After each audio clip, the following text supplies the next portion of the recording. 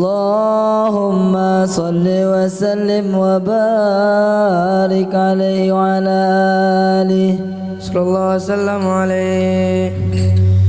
يا رسول الله يا نبي لك شفاعة وهذا مطلبي يا نبي يا رسول الله يا نبي لك شفاعة وهذا مطلبي يا نبي يا رسول الله يا نبي لك شفاعة وهذا مطلبي يا نبي يا رسول الله يا نبي لك شفاعة وهذا مطلبي أنت المرتجى يوم الزحام اشفع لنا يا خير الأنام أنت المرتجى يوم الزحام اشفع لنا يا خير الأنام اشفع لنا يا حبيبنا اشفع لنا حبيبنا لك شفاعة يا رسول الله يا نبي يا رسول الله يا نبي لك شفاعة وهذا مطلبي يا نبي يا رسول الله يا نبي لك شفاعة وهذا مطلبي يا نبي بك يا حبيبو أنت للخلق يا طبيب نذنا بك يا حبيب أنت للخلق يا طبيب اشفع لنا يا حبيبنا اشفع لنا يا حبيبنا لك شفاعة يا رسول الله يا نبي بالشرع المبين نشر العناية بين العالمين جئت للبرايا بالشرع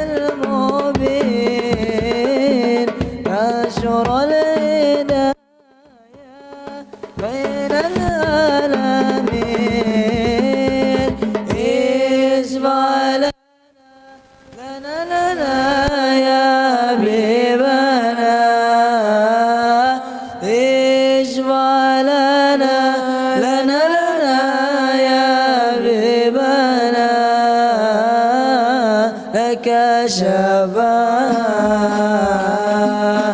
يا رسول الله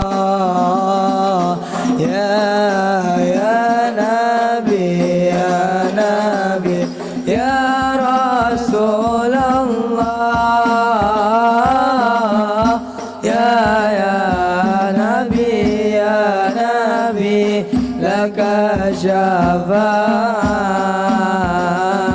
وهذا مطلبي يا نبي يا رسول الله يا نبي لك شفاعة وهذا مطلبي يا نبي اللهم صل وسلم وبارك عليه وعلى آله صلى الله وسلم عليه. Bismillahirrahmanirrahim. Alhamdulillahi Rabbil Alamin. Wassalatu wassalamu ala Sayyidina Maulana Muhammadin wa ala alihi wa sahbihi ajma'in, amma ba'd. Rabbi yassir wa la tu'assir, Rabbi tammim bil khair. Rabbana asrah lana sudurana wa yassir lana umurana wa umural muslimin wahlul 'uqdatam min lisanina yafqahu qawlana. Bisanadina al-muttasili ila imamil khatimatil hufaz al-imam Jalaluddin As-Sayuti rahimahullahu ta'ala wa qaddasallahu sirrahu wa adaman nafa'a bi ulumihi wa barakatihi wa nafahatihi wa madatihi wa karamatihi fid darini amin. Ahbab fillah, hadanallahu iyyakum alal huda wa taqwa. Kita lanjutkan hadis nomor 8172. 8173. Hadis sahih riwayat Imam Ahmad bin Hanbal dalam kitab Musnad dan Sahih Muslim dari Sayyidina Abi Hurairah radhiyallahu an,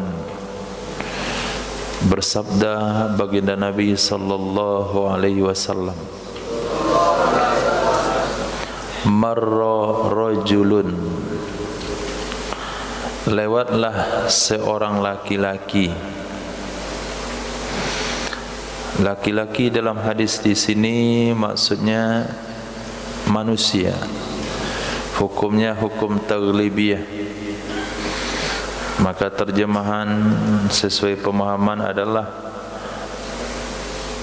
lewat seseorang. Bi ghusni syajaratin,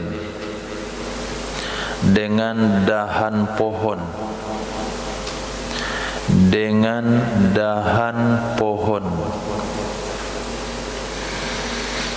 Kau yang sering terjadi di tempat kita adalah dengan pelepah kelapa,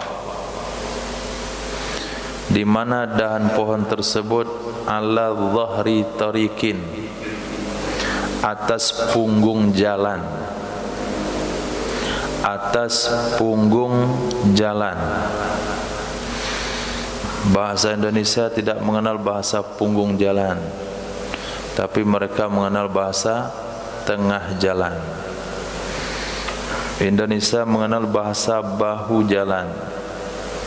Bahunya ada, punggungnya enggak ada.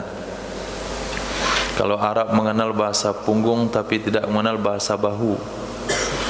Nah, kalaulah gabung Arab sama Indonesia, lengkaplah dia. Ada punggungnya, ada bahunya. Jadi maksudnya di sini tengah jalan. Ketemu pelepah kelapa, dahan kayu di tengah jalan. Faqala, maka berkata ia seseorang, wallahi demi Allah, la unahhiyanna hada, sungguh benar-benar saya akan singkirkan ini. sungguh benar-benar saya akan singkirkan ini anil muslimina, dari orang-orang Islam, anil musliminya, dari orang-orang Islam, la yu'dhihim, tidak mengganggu ia ini, maksudnya dahan akan mereka orang Islam. Itu fa'udkhilal jannata, maka dimasukkan akan ia orang itu ke dalam surga. Maka dimasukkan akan ia orang tersebut ke dalam surga. Coba pahami hadisnya. Dalam sebuah riwayat Nabi SAW bersabda, ala inna sil'atallahil ghaliyah, ketahuilah sesungguhnya barang dagangan Allah itu mahal.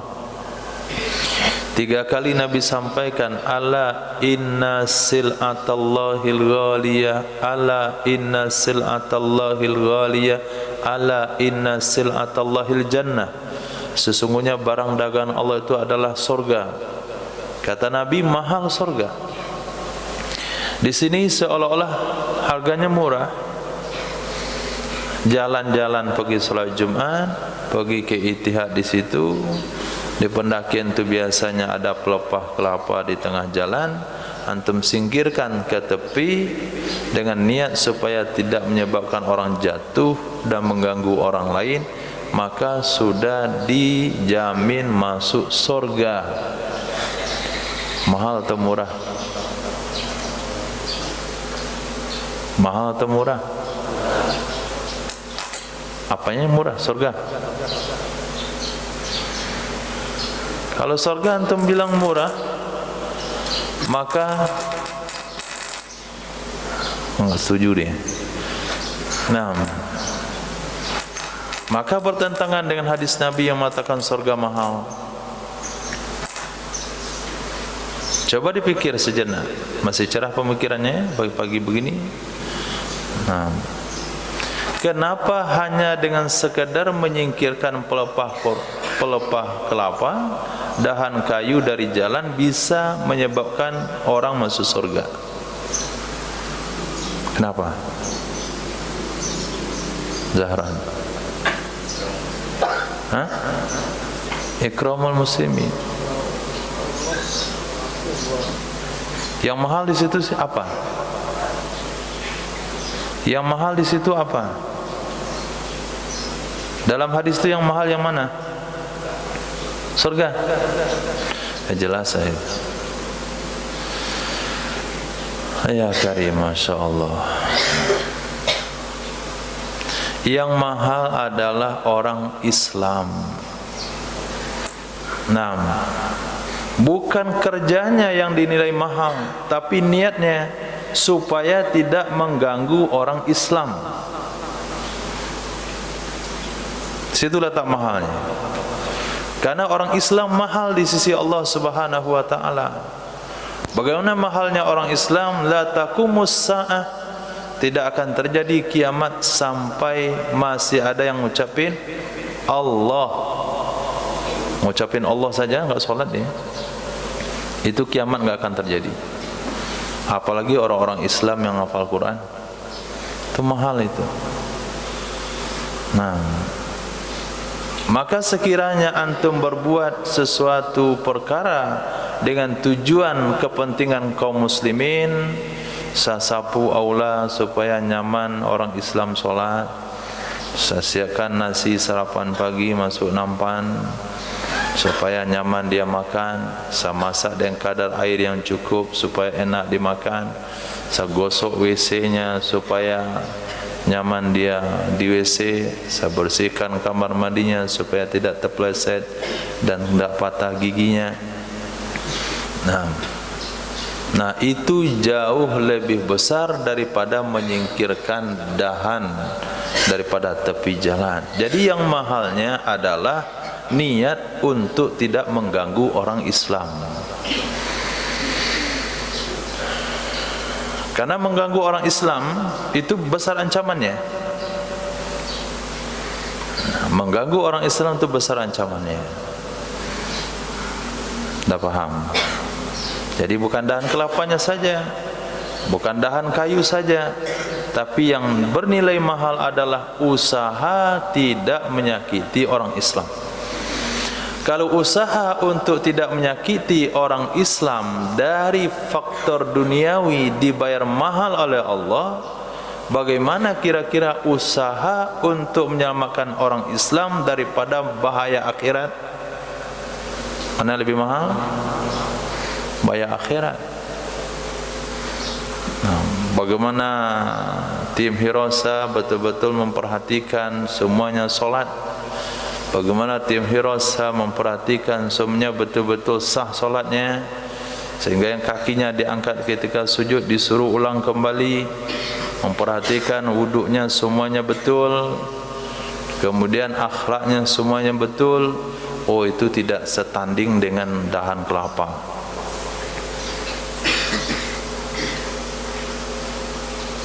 Nah, apa? Jangan ngantuk pagi-pagi. Mata itu dibesarin dikit, muka lagi lebih besar, sebesar kepala boleh lah. Hadis berikutnya, muru auladakum, perintahkan oleh kalian, muru fil amar, perintahkan oleh kalian, auladakum akan anak-anak kalian, bis solati, dengan melakukan ibadah solat, wahum, padahal mereka anak-anak itu abna'u, anak-anak sab'i sinin, 7 tahun. Padahal mereka anak-anak, itu namanya wauhal, bukan diartikan dan, tapi padahal. Hum, mereka anak-anak itu anak-anak 7 tahun.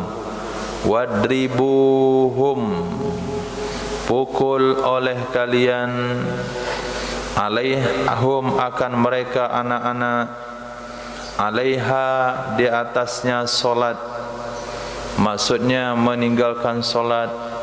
Wahum, padahal mereka abna'u asri sinin, anak-anak 10 tahun.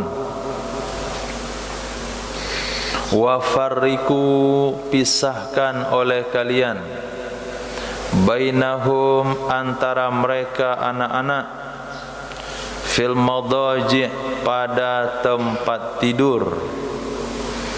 Nah, sampai situ dulu. Kewajiban orang tua adalah menyuruh anak solat ketika usia sudah 7 tahun. Kemudian kewajiban orang tua kalau usianya sudah 10 tahun enggak solat, dipukul. 7, 8, 9, 10. 8, 9, 10. 3 tahun disuruh dulu. Kemudian 10, 11, 12, 13, 14, 15 balik. Ini dipukul. 3 tahun disuruh, 5 tahun dipukul. Kalau sudah balik, enggak solat juga, nanti diurus oleh pemerintah. Disuruh dia solat zuhur, enggak mau solat zuhur, ditunggu sampai solat asar. Maghrib kalau enggak solat zuhur, enggak solat asar, dipisahkan kepala dengan badan, penggal lehernya. Jadi masa tarbiyah yang disuruh-suruh itu 3 tahun, yang dipukul-pukul itu 5 tahun. Itu masa pendidikan dengan orang tua, 8 tahun. Nah, kalau sekiranya orang tua tidak melakukan hal tersebut, berarti gagal dalam metode pendidikan anak. Anak diantarkan untuk melakukan didikan subuh, ke musola, ke masjid, bapaknya pulang tidur lagi. Lalu anak enggak sholat, jadi masalah. Bukan masalah, pendidikannya yang salah. Kapan disuruh sholat? Sejak kapan disuruh sholat? Oh, enggak pernah disuruh sholat. Bagaimana mau jadi anak soleh kalau enggak pernah disuruh sholat? Tentu jadi anak salah.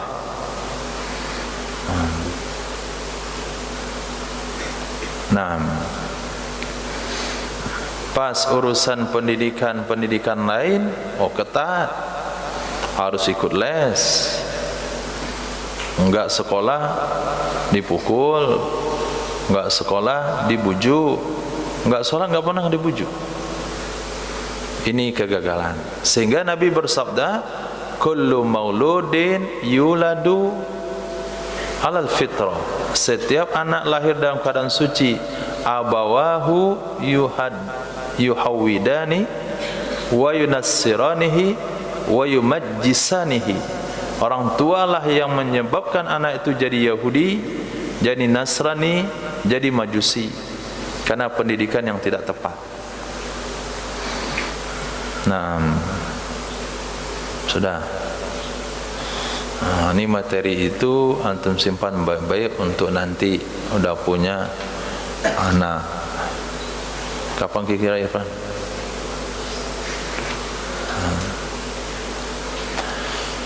Khair. Berarti 7 tahun disuruh solat, sebelum usia 7 tahun sudah diajarkan solat. Nah, jangan pas 7 tahun disuruh solat belum pandai, ngapain caranya? Berarti sebelumnya sudah ada persiapan sholat. Berarti mulailah pendidikan itu dari usia 6 tahun. Setahun belajar sholat, 7 pandai sholat, tinggal disuruh. Kalau terbiasa sholat 3 tahun, nggak perlu dipukul kalau sudah 10 tahun. Kalau sudah disuruh sholat sampai 15, insya Allah dari usia 15 sampai mati dia tidak akan pernah tinggalkan solat, karena sudah dididik solat selama 8 tahun. Maka ketika masuk pondok itu nggak boleh cari-cari lagi orangnya. Dari sop pertama dia. Nah, biasa mah di rumah saya juga di sop pertama sama bapak. Nah, jadi aman juga pendidikan di pondok. Ini baru masuk pondok baru mulai solat, mana caranya? Di rumah bapaknya nggak sholat, oh itu bahaya, itu ribet kita urusannya. Nah, kemudian pisahkan di antara mereka pada tempat tidur. Antara mereka mana? Laki-laki dan perempuan. Maksudnya antum yang laki-laki kalau sudah usia 7 tahun itu nggak boleh masuk ke kamar adik perempuan.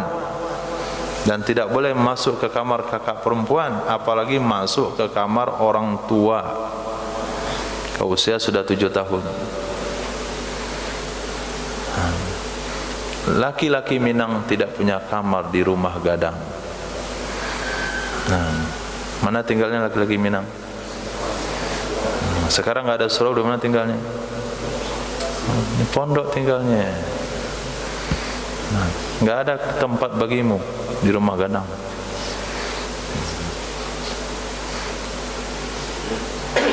Jangan pernah bilang ini kamar saya, itu bikin malu. Laki-laki kalau nggak ada surau, ya rumah.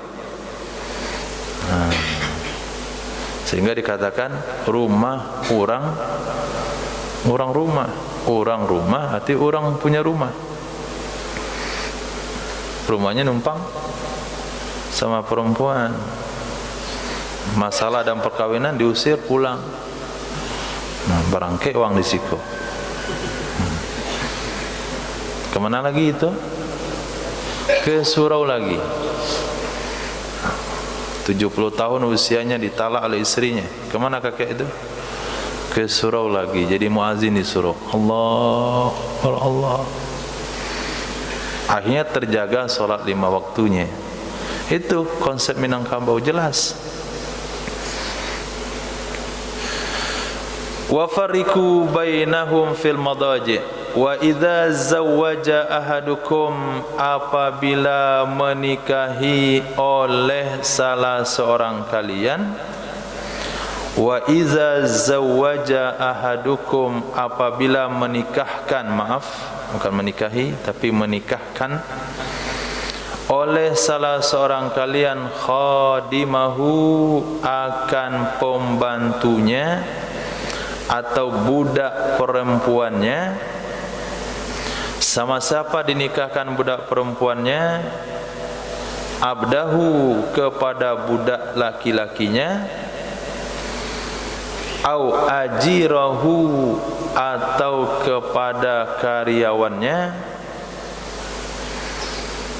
au ajirahu, atau kepada karyawannya, fala yanzur, maka jangan melihat ia laki-laki, maka jangan melihat ia laki-laki, ilama, kepada sesuatu,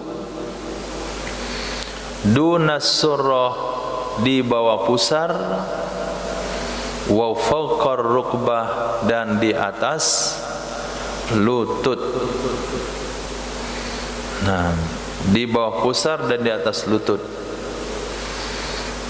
Ketika seorang laki-laki punya budak perempuan, bukan hanya sekedar dia boleh melihat kepada budak perempuannya, bahkan dia halal menggauli budak perempuannya. Allah katakan, wa ma malakat aymanukum, halal laki-laki menggauli apa yang dimiliki oleh tangan-tangan kanannya.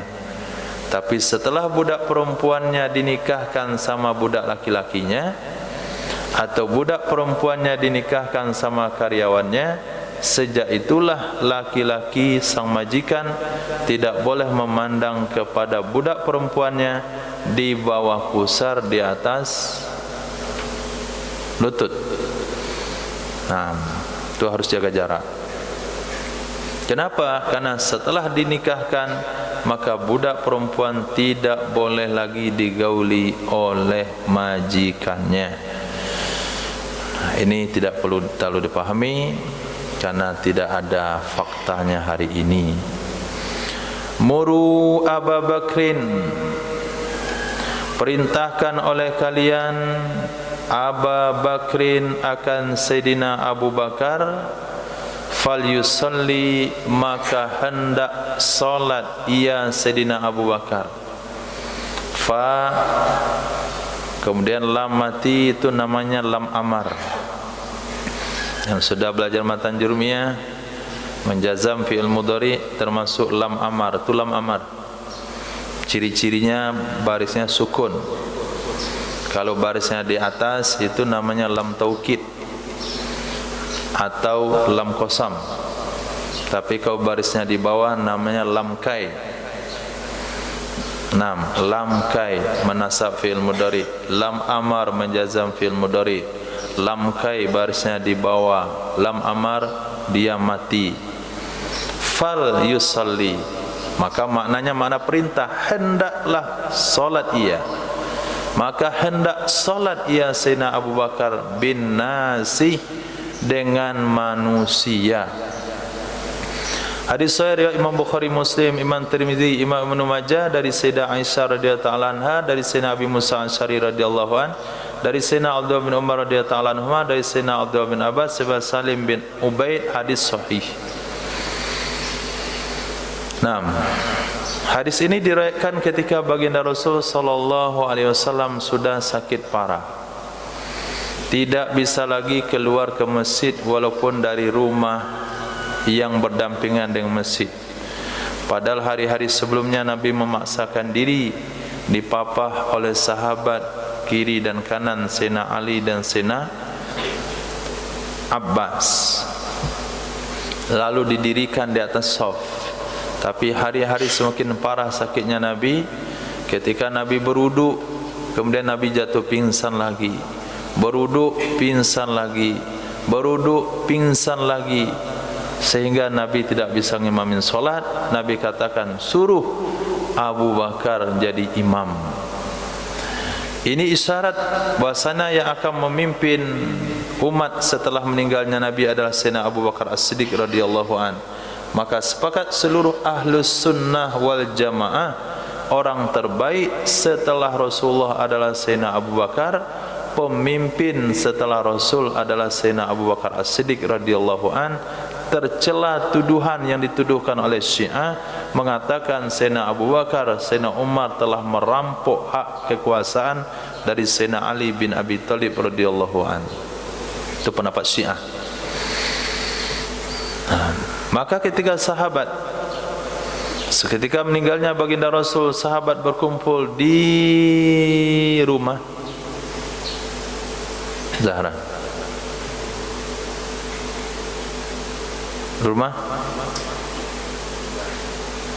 Rumah sahabat Ansar berkumpul di rumah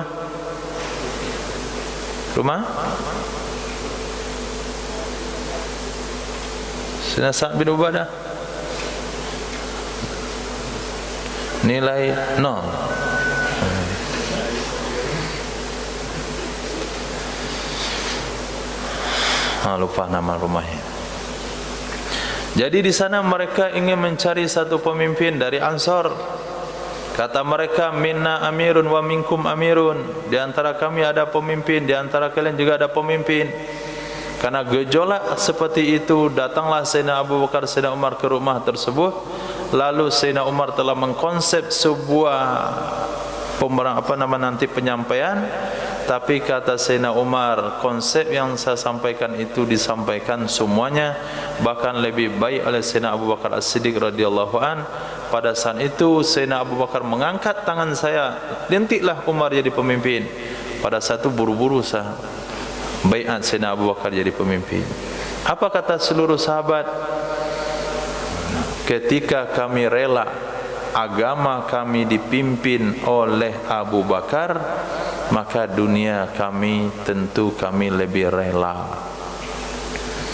Nah, akhirnya sepakatlah sahabat Sayyidina Abu Bakar radhiyallahu an menjadi khalifah baginda Nabi sallallahu alaihi wasallam. Itu makna muru Abu Bakrin falyusalli bin nas. Itu hadisnya ringkas. Nah, masih panjang lagi riwayatnya. Muru bil ma'rufi, perintahkan oleh kalian dengan perkara ma'ruf.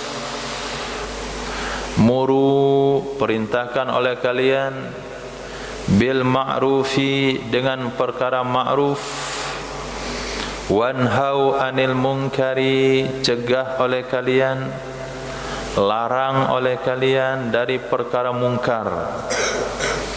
Qabla, sebelum, antad'u, bahwa berdoa oleh kalian, sebelum bahwa berdoa oleh kalian, fala yustajabu lakum, maka tidak akan dikabulkan akan ia doa untuk kalian. Hadis sahih. Jadi doa umat ditolak oleh Allah Subhanahu wa taala ketika amar ma'ruf nahi mungkar ditinggalkan.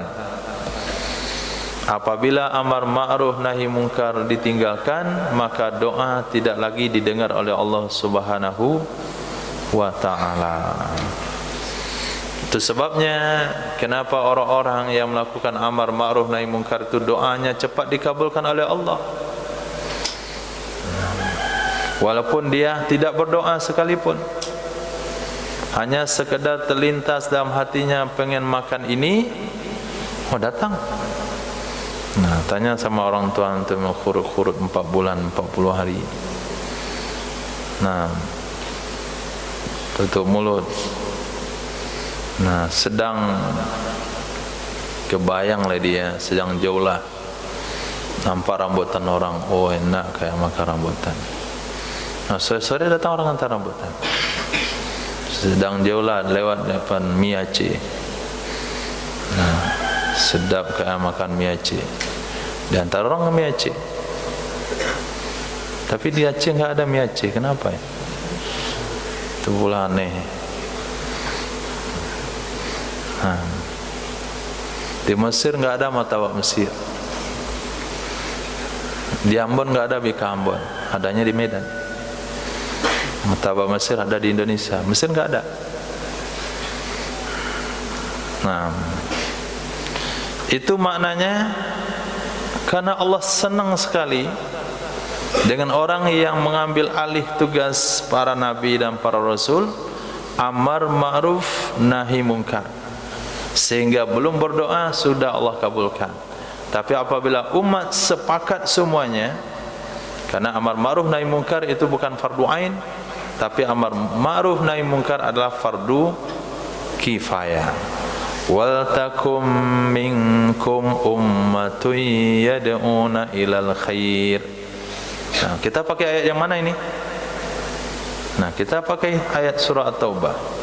Kenapa tidak ada satu kelompok dari kalian yang huruf semuanya? Ta'ifatul yatafaqahu fiddin. Ini ta'ifah yatafaqahu fiddin. Gunanya untuk apa? Liyundiru qaumahum idza raja'u ilaihim. Untuk memberikan peringatan kaum. Kenapa? Karena ketika standar imannya naik ke puncak aras, kemudian dia lupa di bumi, akhirnya dia tawakal kepada Allah 100%, enggak lagi bekerja dan berusaha. Itu tanggung jawab antum. Pak, enggak boleh begitu. Li nafsika 'alaika haqqan wa li ainika 'alaika haqqan. Karena setelah naik imannya dia enggak salat, enggak tidur lagi, tahajud sampai pagi, puasa setiap hari, enggak mikir lagi dunia sementara, akhirat selama-lamanya.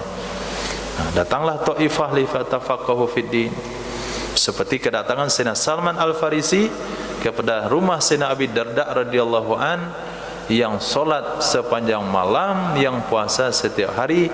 Apa kata Sayyidina Salman Al-Farisi? Li ainika 'alaika haqqan wa li nafsika 'alaika haqqan wa li ahlika 'alaika haqqan. Nah, bukan juga bermakna tidak sama sekali. Tetap juga sekali sekala ada waktu dan masa. Nah, tafakuh itu pergi huruf. Nah, tapi hurufnya banyak rekreasinya daripada hurufnya. Huruf ke Mentawai, apa yang dapat? Nah, rekreasi Mentawai paling.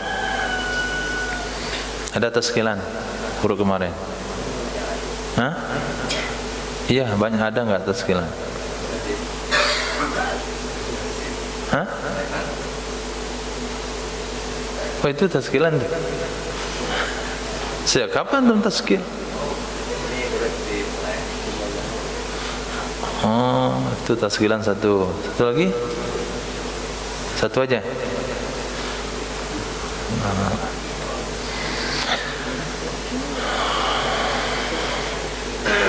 Karim? Antum huruf tanpa Karim? Antum enggak kenal waktu itu. Nah, berarti enggak tazkilannya.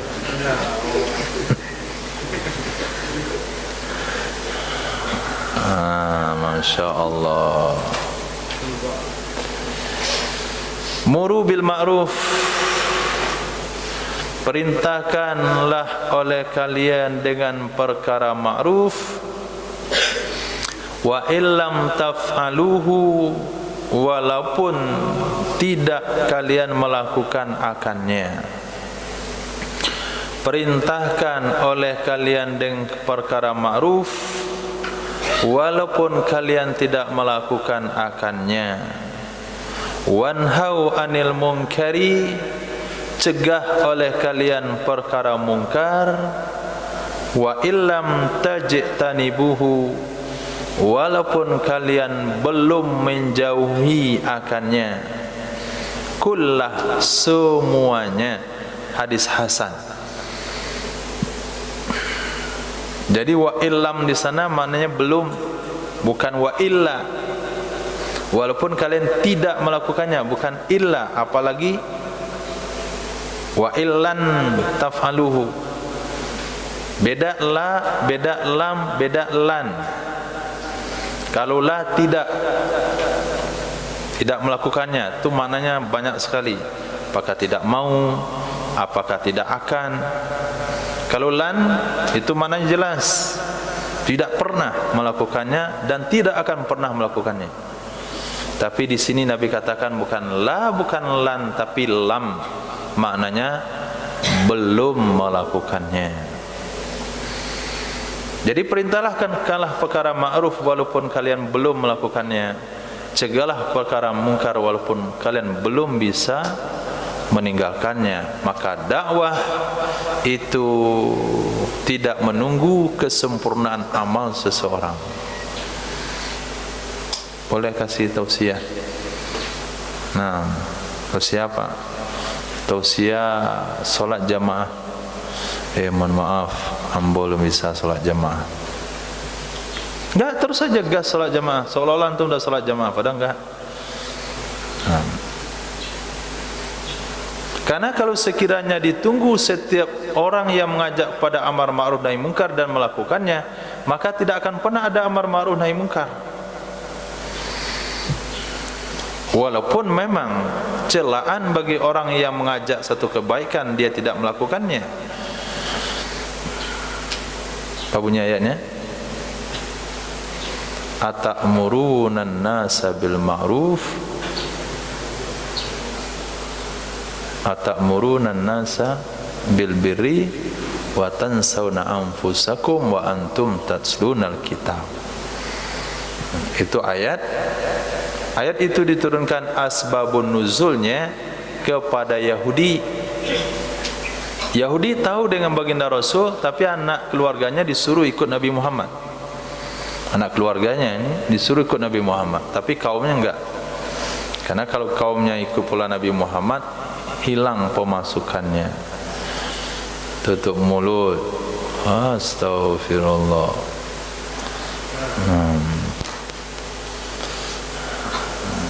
Besok diciptakan alat otomatis, kalau pas buka mulut dia langsung naik ke atas. Hadis berikutnya, Nabi SAW bersabda, mas'alatul ghina, meminta kekayaan, meminta harta. Masalah tu meminta di sini kepada orang. Al-ghina, kekayaan, maksudnya harta. Syainun, itu adalah cacar, itu adalah bekas luka. Fi wajhihi, pada mukanya seseorang. Yaumal kiamati, pada hari kiamat. Pada mukanya seseorang pada hari kiamat.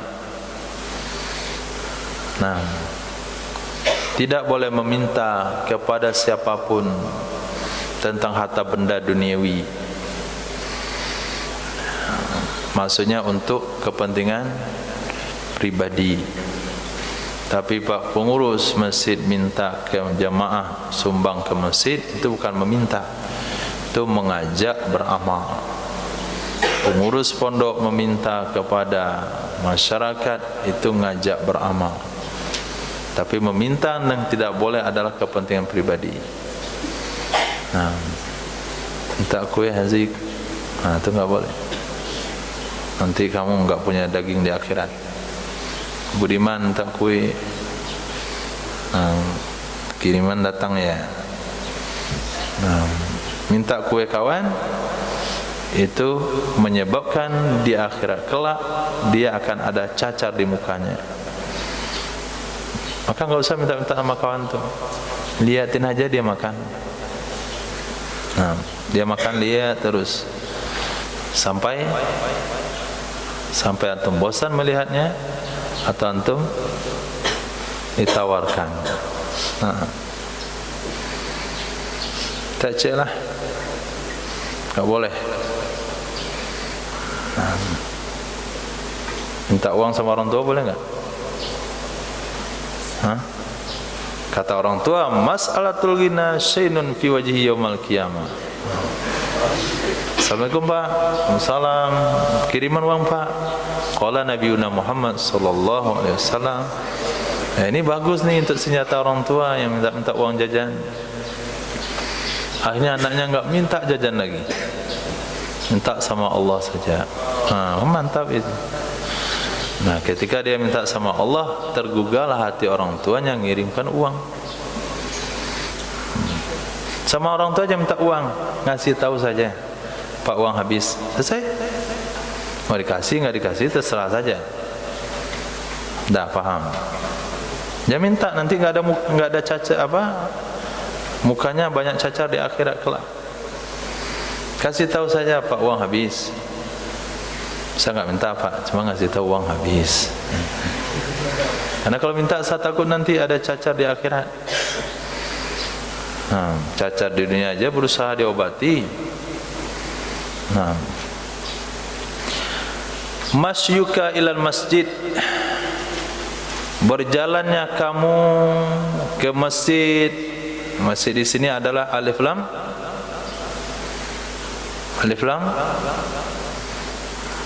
ahdi zihni untuk antum. Sebut masjid maka terlintas di hatinya ittihad, itu namanya ahdi zihni. Tapi dalam hadis enggak. Dalam hadis itu alif lam ma'rifah, gunanya untuk am. Masyuka ilal masjid, berjalannya kamu ke masjid mana saja. Wansirofuka, dan pulangnya kamu. Wansirofuka, dan pulangnya kamu. Ila ahlika, kepada keluargamu. Fil ajri sawa, di dalam pahala itu sama. Di dalam pahala itu sama. Jadi langkah-langkah antum ke Masjid Ittihad dengan langkah-langkah antum pulang dari Ittihad ke pondok itu nilainya sama. Ini atas permintaan daripada suku Bani Salamah yang punya rumah, kawasan tempat tinggal yang paling jauh dari Masjid Nabawi. Maka kata mereka, kayaknya di dekat Masjid Nabawi itu ada tempat yang masih kosong. Jadi kita mau pindah ke situ. Lalu baginda Rasul sallallahu alaihi wasallam mengatakan, sampai informasi kepada saya tentang rencana kalian akan pindah ke Masjid Nabawi. Nabi katakan, tetaplah kamu di tempatmu, maka langkahmu pergi dan pulang itu dihitung pahala oleh Allah Subhanahu wa ta'ala. Jadi langkah pulang pergi dihitung pahala oleh Allah Subhanahu wa ta'ala. Maka sahabat memendek-mendekkan langkahnya ketika mau berjalan ke masjid, maka pulang juga harus dipendek-pendekkan langkahnya. Tapi dalam kehidupan santri Darul Hijrah, langkah-langkah berangkat ke masjid berbeda dengan langkah-langkah pulang dari masjid. Mana langkah-langkah yang paling menguntungkan? Pergi atau pulang? Pulang. Ada ngajak mampir di kedai gorengan, ada dapat mie goreng, ada dapat nasi kotak, macam-macam lah. Jumat berkah. Berarti hadis ini enggak cocok untuk antum. Oh, beda wahai Rasul. Bagi kami enggak sama langkah pergi langkah pulang. Langkah pulang justru lebih menguntungkan lagi. Sehingga yang harusnya jalan pulang itu kan sebelah kiri jalan kan? Jalan pulang kan sebelah kiri aturan negara. Antum pilih jalan ke sebelah kanan. Betul enggak? Setelah simpang Kabun tuh ke atas Pondok Putri, kemudian kan ada jalan tuh ke kanan Nurul Hasanah, kiri orang minyak jual minyak. Itu jalan kiri atau kanan? Ke kanan, yang sunnahnya kan kanan. Bukan karena sunnah sebetulnya, karena tempatnya di kanan, bukan di kiri. Nggak ada orang bagi bensin antum pulang.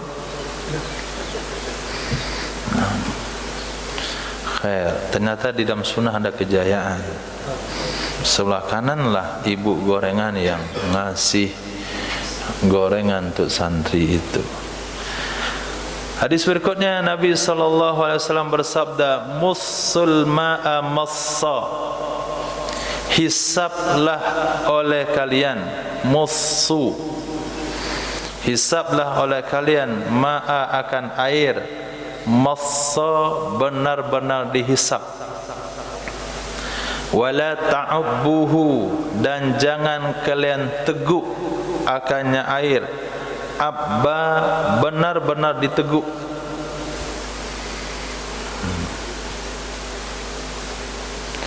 Ini ketika minum. Nah, sayang enggak ada minum, bisa contohin. Diangkat, bismillah, dihirup, dihisab.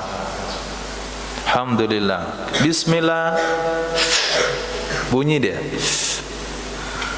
Jadi tidak semata-mata air itu turun ke tenggorokan karena posisi gelas yang rendah ke mulut. Tapi posisi gelas air dengan mulut itu sama tinggi. Kalau enggak dihisap dia enggak masuk. Itu mana massa. Dia minumnya angkat begini. Nah, itu dilarang oleh Nabi SAW karena akan merusak daripada paru-paru. Coba tes. Tuh minuman, coba tes. Nggak mau? Malu deh. Nah, siapa yang ada minuman lagi?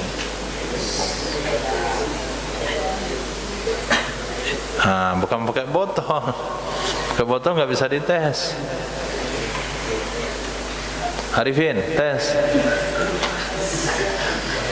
Biar ada nilai amal dari minuman yang antum bawa itu. Bismillah.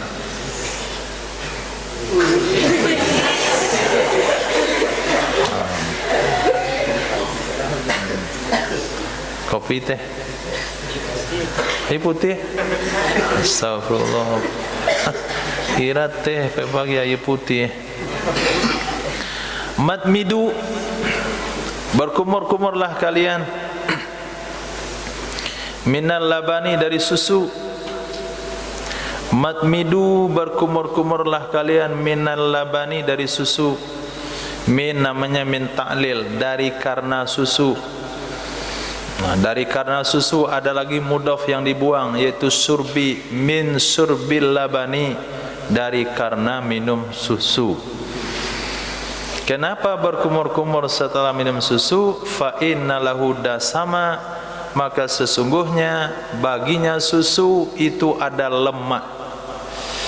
Bagi susu ada lemak.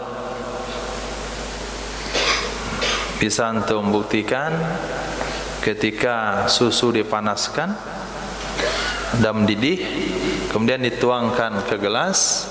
Apabila didinginkan sesaat, itu lapisan atas itu dia mengental. Itulah lemak. Jadi ketika kita minum, lemaknya mencair, lengketlah di gigi, masuk di celah-celah gigi. Kalau enggak berkumur-kumur giginya berlobang. Nah, kalau gigi berlobang, izin lagi nambal gigi ke Pak Dokter Azmir. Apalagi gigi yang dipagar. Itu lebih banyak lengketnya di situ. Nah, itu lebih hati-hati lagi. Karena di kaut-kaut pagarnya itu lengket pisang, lengket nasi, lengket susu.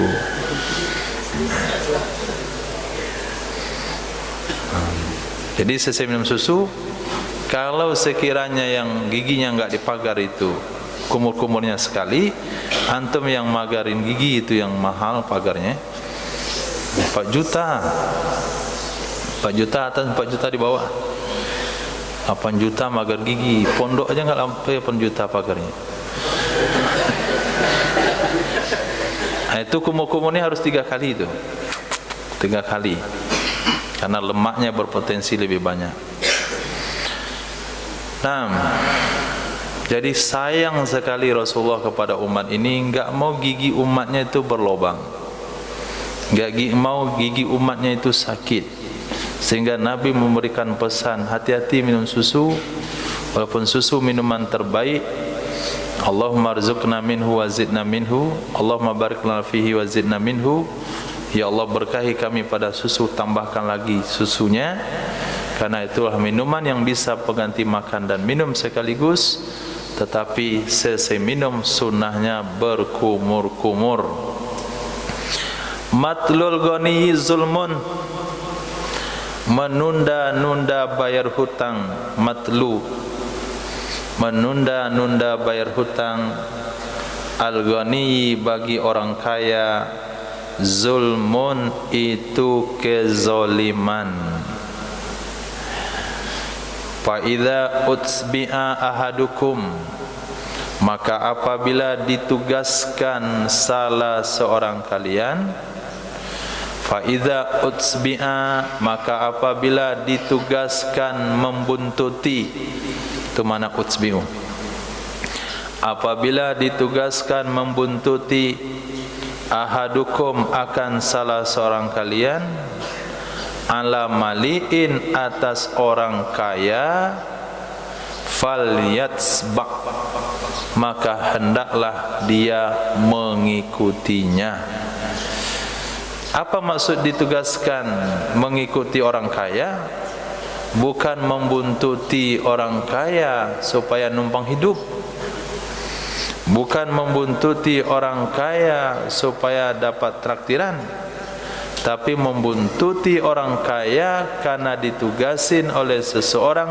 Orang kaya itu enggak mau bayar hutang.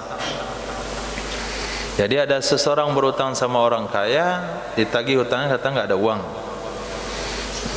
3 hari setelahnya beli motor baru dia.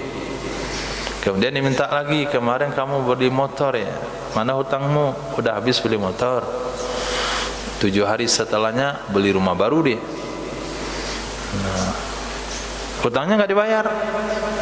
Maka orang yang hutangnya tidak dibayar ini menugasin kita untuk memata-matai si kaya ini, supaya cepat dilaporkan ketika sebelum berbelanja, supaya di stop dan diambil keuangannya. Itu kita yang ditugasin, boleh menerima tugas tersebut. Kenapa boleh? Karena dia zalim. Karena kalau ketika kita punya kemampuan bayar hutang lalu tidak mau bayar, itu tindakan kezaliman. Dan ketika seseorang punya kemampuan mengutamakan bayar hutang, maka Allah akan memberikan kemudahan kepadanya dalam kehidupan. Orang yang merasa rugi, orang yang merasa terhalang usahanya gara-gara melunasi hutang, maka orang itu akan selalu Allah sempitkan dalam kehidupan. Itu konsep hidup. Kenapa? Karena orang zalim tidak akan pernah mendapatkan kemudahan. Doa yang paling diistijabah oleh Allah adalah doa orang yang dizalimi. Bagaimana usaha dia sukses kalau sekiranya orang lain berdoa yang tidak baik terhadapnya? Tapi ketika kita jujur dengan hutang, Pak, mohon maaf, saya mampu bayar segini dulu. Nah, nanti kalau saya dapat rezeki saya bayar lagi, dapat rezeki saya bayar lagi. Bagaimana sikap orang ngasih uang? Mudah-mudahan cepat usaha kamu lancar supaya mudah kamu bayar hutang ke saya. Jadi bukan kita saja yang berdoa dengan usaha kita lancar, orang yang ngutangin uang juga doakan usaha kita, karena kita jujur bayar hutang. Tapi ketika kita tidak mau bayar hutang dan punya kemampuan, maka orang-orang tempat kita berhutang itu mendoakan kecelakaan dan kehancuran. Maka banyak orang-orang terlibat hutang yang tidak jujur dengan hutang itu gagal dalam usaha. Bukan karena gagal saja, tapi juga karena doa orang-orang yang terzolimi. Tapi ketika jujur bayar hutang, kita akan mendapatkan doa-doa dari orang tersebut. Walaupun tidak mampu bayar, datang dulu. Sebetulnya hari ini saya dah tiba waktu bayar hutang. Jadi saya datang ke sini bukan untuk bayar karena uang belum ada. Mohon doanya ya, kalau ada uang saya cepat bayar. Orang itu akan doakan. Kita berdoa, orang itu doakan. Akhirnya usaha kita dua yang mendoakan. Tapi ketika kita enggak mau bayar hutang, ditagih katanya, entarlah, kamu kayak enggak percaya sama saya aja. Awak kan kawan lama. Kawan lama iya, utang juga ada lama. Ayo kesal dia.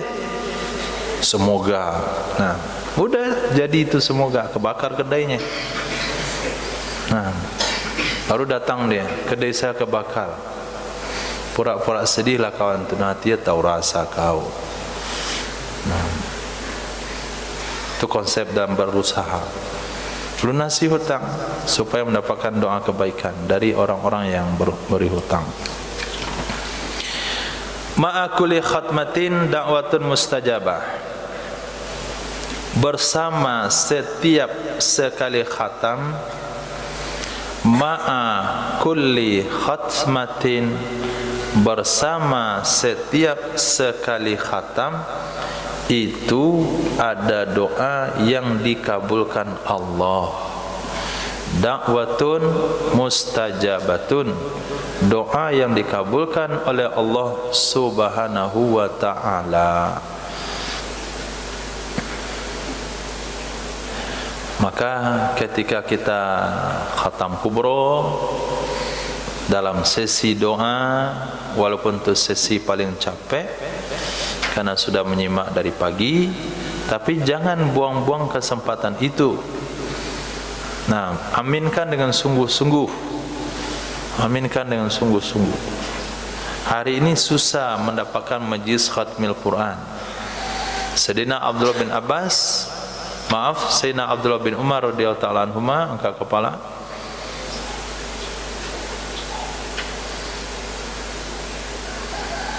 Sayyidina Abdullah bin Umar radhiyallahu ta'ala anhuma, beliau menugaskan murid-muridnya untuk memantau orang-orang yang membaca Quran di Masjid Nabawi. Dipantau kira-kira sudah masuk ke juz 30, sudah masuk juz akhir atau juz 30. Pemantau ini akan datang kepada Sayyidina Abdullah bin Umar memberitahukan si fulan sudah mau khatam. Maka Sayyidina Abdullah bin Umar akan duduk di dekat orang tersebut, ngaminin doanya orang yang khatmil Quran. Begitu antusiasnya Sayyidina Abdullah bin Umar dengan sunnah. Kenapa? Hadis katakan setiap khatam ada doa mustajabah. Maka ketika khatam dalam solat tarawih di bulan Ramadan, kita ambil kesempatan tu doa sebanyak-banyaknya.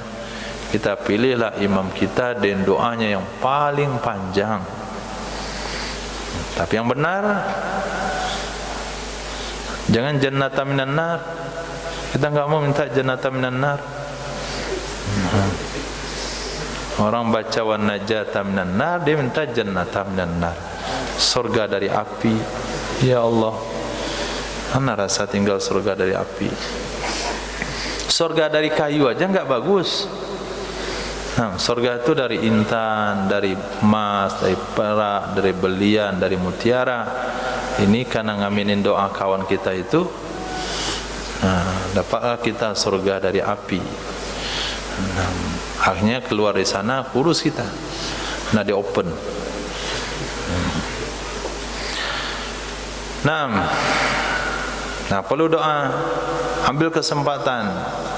Karena Allah tidak melihat kepada zahir. Zahir mungkin orang bisa nilai begini doanya, tapi hatinya enggak ada. Nah, yang bisa mengendalikan hati ketika doa itu antum. Maka ketika kau membaca doa, konsentrasi. Kalaulah fisiknya enggak konsentrasi, bagaimana mau hatinya konsentrasi? Orang doa gini dia, harus sebut sama kukunya, sibuk sama tangannya, ada tembuk kutil satu lagi ini.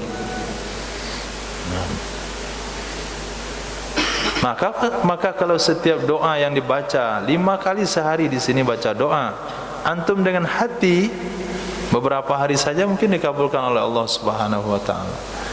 Ini kan enggak dari hati, yang baca doa dari hafalan. Yang lama mikirnya. Nah, pas enggak dibaca baru diaminin. Amin. Belum baca doa dia sedang mikir apa yang semua dibaca. Sambungannya lupa.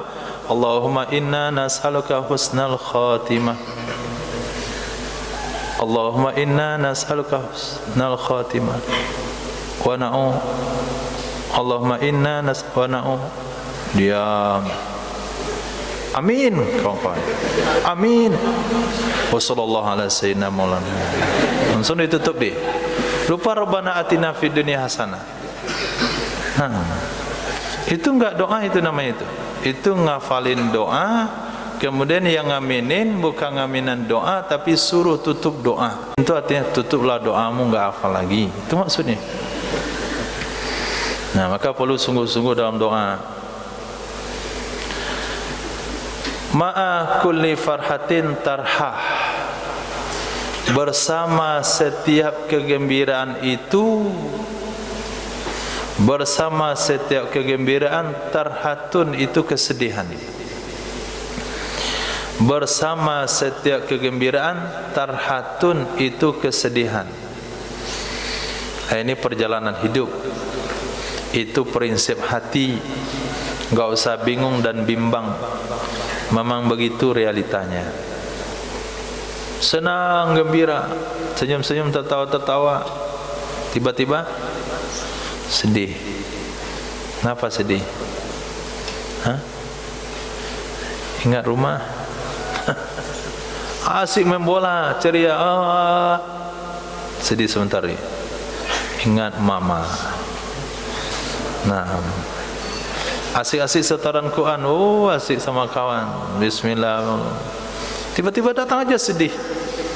Nah, itu bukan antum saja ketika jadi santri baru, ketika antum balik berakal sampai nanti menjalani kehidupan itu, di celah-celah kegembiraan itu ada terselip kesedihan. Bapak itu asik tertawa dari tadi, tiba-tiba termenung aja dia. Kenapa Pak? Hilang kegembiraannya. Ingat ambo. Nah, sedih. Nah, kalaulah dalam kondisi saya mapan seperti ini, ada kedua orang tua, tentu saya bawa haji dia. Nah, itu kesedihannya. Ada macam problem kehidupan. Gembira, tiba-tiba sedih. Gembira menghadiri akad nikah kawan, kepikir saya nikah pakai apa nanti, sedih. Khair. Itu jangan ambil pusing. Kenapa jangan ambil pusing? Itulah garis kehidupan yang telah ditetapkan oleh Nabi. Sehingga umat enggak usah cemas. Nikmati aja semuanya itu. Karena kalau gembira terus tanpa ada diselangi oleh sedih, nanti orang itu jadi gila atau lupa daratan. Nah, di celah-celah kesedihan yang dalam pun akan terselip kegembiraan. Sedih, nangis-nangis, tertawa dia sebentar. Kenapa antum tertawa? Nangis lagi dia.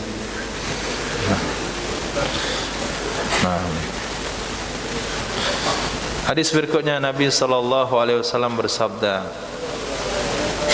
Mu'az bin Jabal, Sayyidina Mu'az bin Jabal, a'lamun nas bihalalillah wa haramih. Itu yang paling tahu dari kalangan sahabat dengan halal Allah dan haramnya Allah. Halal Allah artinya yang dihalalkan Allah, wa haramihi dan yang diharamkan Allah. Yang paling tahu adalah Sayyidina Mu'az bin Jabal. Setiap para sahabat radhiyallahu ta'ala anhum tidak memiliki kapasitas yang sama. a'lamu ummati bil halali wal haram Mu'az ibnu Jabal. Atau di sini redaksinya Mu'az ibnu Jabal a'lamun nas bil halal wal haram. Afradu ummati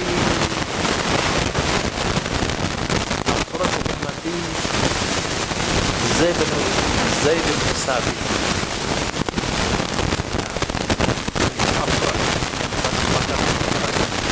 Afradu ummati Ali bin Abi Thalib. Paling tepat dan cepat memutuskan keputusan adalah Sayyidina Ali bin Abi Thalib. Arhamu ummati bi ummati Abu Bakar As-Siddiq. Kulli nabiyyin hawari wa aliyun mufaddal awwal. Al-amin hadhihi ummah Abu Ubaidah.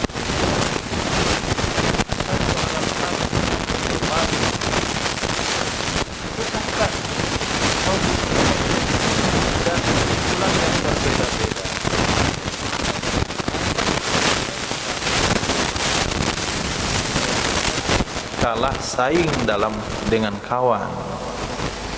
Oh, saya nggak mau deh. Dia cepat menghafal, saya tinggal. Nah, mungkin dia dalam cepat menghafal, antum dari sisi yang lain. Jadi jangan mengukur kesetaraan itu, keberhasilan itu dengan pencapaian yang sama. Itu salah. Dan juga tidak boleh menilai seseorang dengan satu pencapaian.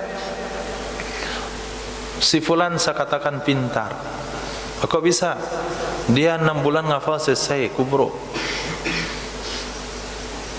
Mungkin di bidang itu. Nah, bidang tahajud, dia nggak ada di bidang tahajud terdaftar. Dia nggak tahajud melulu. Di bidang suara bagus, si fulan bagus suaranya, hafalan banyak, si fulan. Hukum fikih, si fulan. Ahli ibadah, si fulan. Ahli zikir, fulan. Bengkel kompor, fulan. Pencetak gol terbanyak, fulan. Nah, ada keunggulan masing-masing. Oh, saya tertinggal. Enggak ada semangat bahasa saya tertinggal. Kalau pengen memotivasi diri, lihat keunggulan yang Allah berikan kepada pribadi masing-masing. Nah, tapi untuk meningkatkan semangat belajar biar cepat, itu boleh melihat kepada kawan-kawan yang berhasil di bidangnya. Dia bisa, saya kok nggak bisa. Itu boleh. Tapi jangan sampai hal tersebut menyebabkan kita mundur. Kenapa? Karena setiap sahabat tidak diberikan kelebihan yang sama. Sayyidina Abu Bakar itu soal arhamu bi ummati itu Sayyidina Abu Bakar As-Siddiq. Jika solat itu sampai enggak kedengaran suaranya. Nah. Oh, soal kelantangan Sayyidina Umar bin Khattab. Da'ni adribu unuqa hadzal munafiq. Biar saya penggal kepalanya. Itu urusan beliau itu. Sayyidina Abu Bakar enggak ngomong begitu dia. Sayyidina Umar pakarnya soal penggal memenggal. Tapi kalau ilmu faraid kasih sama Zaid bin Sabit. Soal qiraah kasih kepada Sayyidina Abdullah bin Mas'ud. Nah, kata Sayyidina Abi Musa Al-Asy'ari. Soal azan jangan kasih Sayyidina Abu Bakar. Enggak datang orang nanti ke masjid. Suara beliau pelan sekali. Kasih pada Sayyidina Bilal, itu sampai azannya terdengar ke Arash. Saya paham. Jadi enggak ada dalam kehidupan itu putus asa.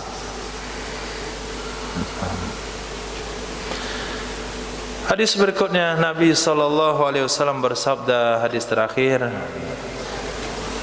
Alhamdulillah. Mu'az bin Jabal amamal ulama. Sayyidina Mu'az bin Jabal itu di depan para ulama yaumal kiamati, pada hari kiamat, bi ratswatin, dengan sepanjang anak panah. Dengan sepanjang anak panah. Berapa panjang anak panah? Paling-paling 50, 65, 75 sentimeter. Anak panah nggak ada panjang semeter? Nah, sesuai dengan lengan antum. Nah, sesuai dengan lengannya. Lengannya segini, nah panahnya segini, ditarik itu nggak bisa. Nah, jadi paling panjang kira-kira 75 cm lah. Jadi Sayyidina Mu'adz bin Jabal nanti akan memimpin para ulama di mahsyar.